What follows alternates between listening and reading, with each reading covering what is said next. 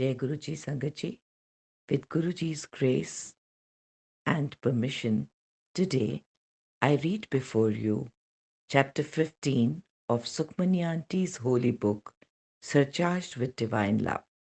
The chapter is entitled Guruji's Strange Ways of Treatment. Guruji, you have the strangest ways of curing people, I asked him one day. ਮੈਨੂੰ ਤੁਹਾਨੂੰ cure ਕਰਨ ਵਾਸਤੇ ਕੁਝ ਕਰਨ ਦੀ ਲੋੜ ਹੀ ਨਹੀਂ ਹੈ। ਮੇਰੀ ਪਾਰ ਹੀ ਤੁਹਾਨੂੰ ਕਿਉਰ ਕਰਨ ਦਿੰਦੀ ਹੈ। ਤੁਸੀਂ ਹਿਊਮਨ ਬੀਇੰਗਸ ਦੀ ਮੈਂਟੈਲਿਟੀ ਇਹੋ ਜਿਹੀ ਹੈ ਕਿ ਜਦੋਂ ਤੱਕ ਮੈਂ ਕੁਝ ਕਰਨ ਨੂੰ ਨਾ ਦੇਵਾਂ ਤੁਸੀਂ ਬਿਲੀਵ ਨਹੀਂ ਕਰੋਗੇ ਕਿ ਮੈਂ ਕਿਉਰ ਕਰਤਾ ਹਾਂ। I don't need to do anything to cure you people. My power is enough to cure you once you come near me. If I don't tell you to do something, you will not believe I have cured you. A human being's mentality is such, he said. And why do you cure diabetics with sweetmeats and jalebis and ulcers with hot spicy chutneys? These are the things one must avoid when diagnosed with these illnesses, I asked. Guruji laughed and with a naughty look on his face answered, "ए मेरा test है मैं देखता हाँ कि कौन मेरे ते full faith रखता है जेरा ते मेरे ते फेथ रख के खा ਜਾਂਦਾ है ਉਸਦੀ ਸ਼ੂਗਰ ਮੈਂ ਜੜ ਤੋਂ ਕਾਟ ਦਿੰਦਾ ਹਾਂ ਜੋ ਇਨਸਾਨ ਅਗਰ ਮਗਰ ਵਿੱਚ ਫਸ ਜਾਂਦਾ ਹੈ ਉਸਦਾ ਪੂਰਾ ਕਿਉਰ ਨਹੀਂ ਹੁੰਦਾ ਜਬ ਤੱਕ ਮੈਂ ਨਾ ਚਾਹਾਂ that is my test. I see if you have enough faith in me to trust me with your life and health. Those who do eat the sweetmeats without hesitation, in spite of high diabetics, those are the ones who pass my test and whose illness I eradicate from the root. He further added, those who get into ifs and buts will not be cured fully unless I choose to. He went on to explain, मेरे कोल इलाज मंगन ना आया करो मेरे कोल शरदा ते प्यार नाल आना चाहिदा है ਮੈਨੂੰ ਸਭ ਪਤਾ ਹੈ ਮੰਗਣ ਨਾਲ ਤੁਸੀਂ ਮਹਾਪੁਰਸ਼ ਨੂੰ ਆਪਣੇ ਲੈਵਲ ਤੱਕ ਥੱਲੇ ਖੀਚ ਲੈਂਦੇ ਹੋ ਤੇ ਖੁਦ ਨਾਸਤਿਕ ਬਣ ਜਾਂਦੇ ਹੋ don't come to me for cures come to me with faith and love and I'll cure you without you asking me to don't bring a mahapurush down to your level by asking him to cure you by asking you to become a nastic. Guruji, what about the spoon that you use to cure people? How does that work for you? I asked. That spoon is my stethoscope. I can see everything in it. I remember being treated numerous times by the application of that spoon, and these were the days when the spoon became so hot that one could not hold it. I never had to tell what was hurting, and he would always seem to know. Apart from the spoon, I've had many a treatment done by use of betel leaves. These were always kept over the area that needed treating, and many a times they too used to become hot and seemed to burn with the heat. Why betel leaves? Can any other leaves be used? I asked Guruji. Betel leaf is the purest. It's because of this reason that it's a favorite with all gods.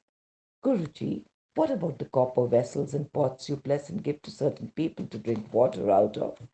I asked. I wanted to know if it was good to drink water out of copper vessels in general, or was there something more to it? ਤਾਂਬੇ ਦੀ ਗਰਵੀ ਮੇਰੀ blessings ਹੈ ਤੁਹਾਨੂੰ ਤੁਹਾਡੀ ਫੁੱਲ life waste ਉਸ ਤੇ ਪਾਣੀ ਰੋਜ਼ ਅੰਮ੍ਰਿਤ ਬਣਾਇਆ ਕਰੋਗਾ ਤੇ ਤੁਹਾਨੂੰ ਬਿਮਾਰੀਆਂ ਤੋਂ ਦੂਰ ਰੱਖੇਗਾ those are my blessings to you for your entire life.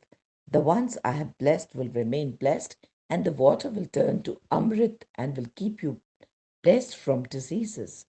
Mahaprasada, the remnants of a guru's food and drink, has such high potency that when taken by the disciple, can cure him of the most incurable diseases and can elevate him spiritually. Guruji gave Mahaprasad to a very few selected disciples. The day any one of us got his Mahaprasad, we would be on top of the world. The value of a Guru's Mahaprasad will become clear with the following incident. My mother and I were sitting with Guruji in the Jalandhar temple with a few others when there walked in two women dressed in their fineries. Guruji was having his tea when he suddenly placed the leftover tea in front of one of them and said, "Aunty, drink it." She in turn told Guruji that she doesn't drink anyone's leftover tea. We tried to tell her it was his blessings that he is giving to you in the form of his tea, but there was no reasoning with that woman. She was adamant and didn't want to try it. Guruji smiled and gave it to someone else, who gratefully drank every last drop of it.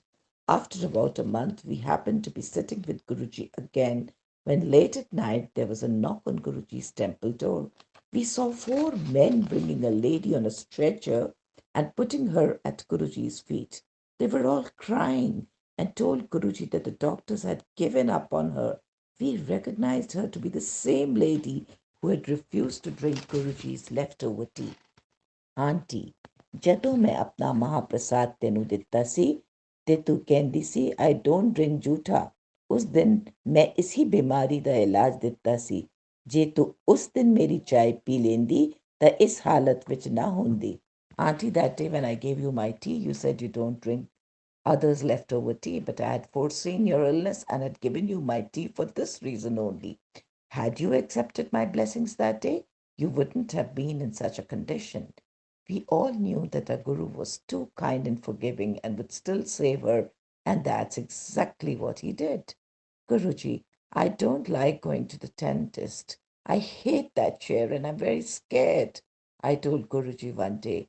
With all due respect to all dentists around the world, I never was their biggest fan. What happened? He asked. Guruji, I have been diagnosed of a deep bite. I had it rectified as a child, but it seems to have relapsed. The doctor suggests braces. Being in college, I was just as any other young girl, not keen on having my looks spoiled. Does that mean your teeth will fall off sooner than other people's? He asked. Well, yes, something like that. What should I do? You don't want braces? He inquired. No, Guruji, I won't look pretty. Guruji chose to test me at that moment. He said, there's a fakir in Panchkula who applies a paste on a person's teeth and the teeth remain good for 5 years. Go to him. Fakir? Why should I go to fakirs when I have you? Besides, you can just cure me for 5 years. What happens after 5 years? I want a permanent solution.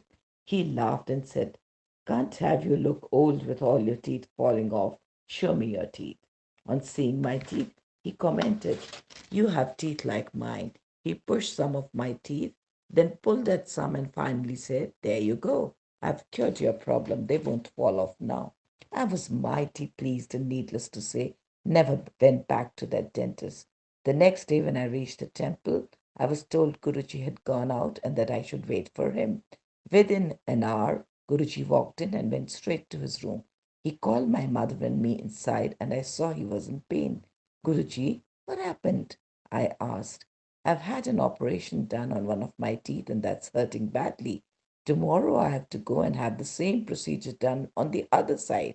He answered. My heart sank.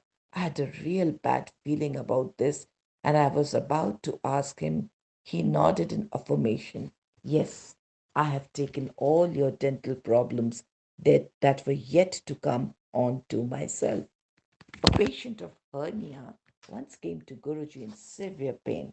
Guruji, please bless me. I don't want to undergo an operation. He begged. Guruji looked at him and said, okay, if you don't want to undergo an operation, then do one thing for me while I'm out. I'll do anything, Guruji.